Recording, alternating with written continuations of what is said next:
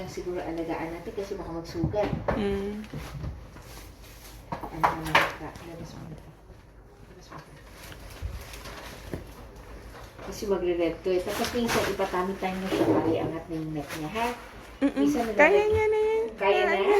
Naangat niya na yung... Wow! Okay. O para ano ka, mahanginan yung neck mo. Kasi wala ka ng neck eh, no? Puro ka na weight dito, oh. Alright. A little ouch lang. Okay. Wala pa.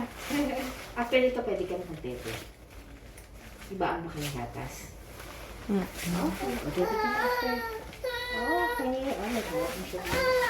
Baro lang to. Okay na. Okay.